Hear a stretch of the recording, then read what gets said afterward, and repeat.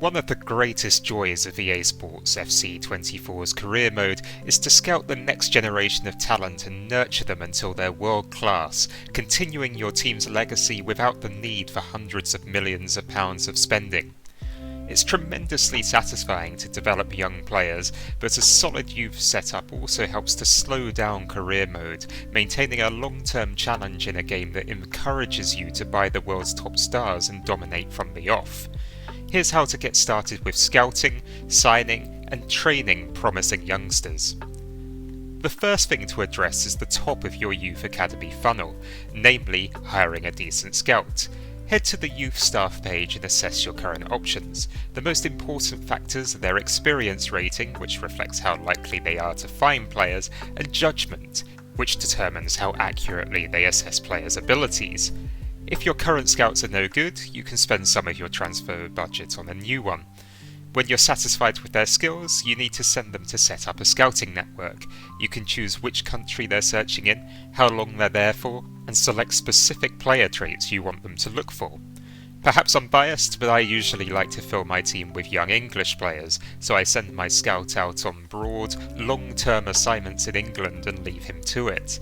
If you have different priorities, you might want to mix things up with shorter searches in different countries with different criteria and parameters. After a short setup period, your scouts will begin to deliver monthly reports to your inbox.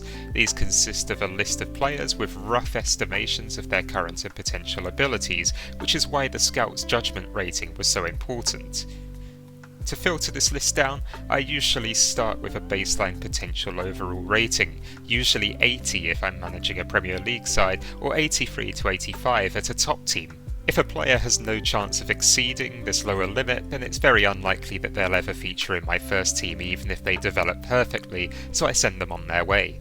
If the upper bounds of a player's potential are above my threshold, then I turn my attention to their minimum potential. If it's also quite high, say in the mid-70s, then I'll recruit the youngster to see how they develop in my academy. If it's lower, there's a risk they'll be a dud. I leave them on the report so my scout can take a closer look and return with an updated assessment of their potential ability next month.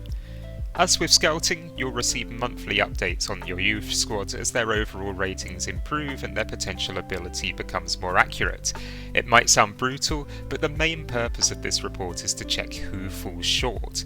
If one of your recruits' potential overall ratings falls below your minimum threshold, don't be afraid to let them go and free up space in your youth academy. Football is a harsh world.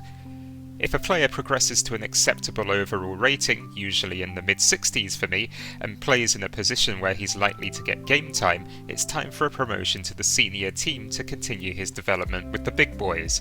Beware that once a player leaves the youth squad, you will lose visibility of his potential, so try not to promote players while their potential overall range is too wide if you can help it. Occasionally, a player will essentially force a promotion. You'll receive an email telling you that he's unsettled, with a choice between adding him to your main squad or losing him. If a player is still in my academy, then he usually has decent potential, otherwise he would have been dropped. So I normally offer him a professional contract and then loan him out if he's not quite good enough to play alongside the first team. When the time finally comes, either through judgment or coercion, ensure your young players get some decent game time in the first team so they can reach their full potential. I normally treat them as though they have a few more overall points than they do, filling my bench with youngsters and subbing them on whenever I've established a solid lead and can risk a few mistakes from inexperience. Cup matches, which are arguably less important and are more likely to be against lower level opposition, should be a big opportunity for young players to get some minutes on the pitch. Consider starting some young talent in the cup, particularly goalkeepers who aren't likely candidates to be subbed on during other games. New for FC24 Career Mode is a feature that allows you to hire and fire coaches of varying ability. This directly influences the speed and degree to which your players improve, so ensure you have enough coaches, that they're as skilled as possible, and that they're suited to your play style to help boost your youngsters' development. Even when you try your best, circumstances or the sheer number of youth players you're farming don't always allow for everyone to get the minutes they need on the pitch. If a player isn't playing regularly, then don't be afraid to send them out on loan. Incoming offers are always for loans with the option to buy, and the other club will walk away if you try to negotiate. But don't be put off by this bug. Delegating the response to your director of football will allow you to renegotiate a standard loan. Follow this pattern, exposing young players to first-team football via the bench, cup starts and loans. You should see their overall ratings increase by a few points per season.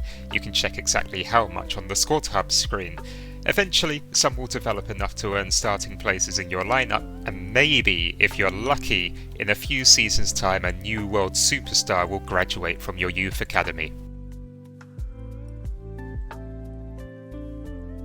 Thank you for watching, and if you like this video, please consider subscribing to the channel and visiting stratpack.blog for more.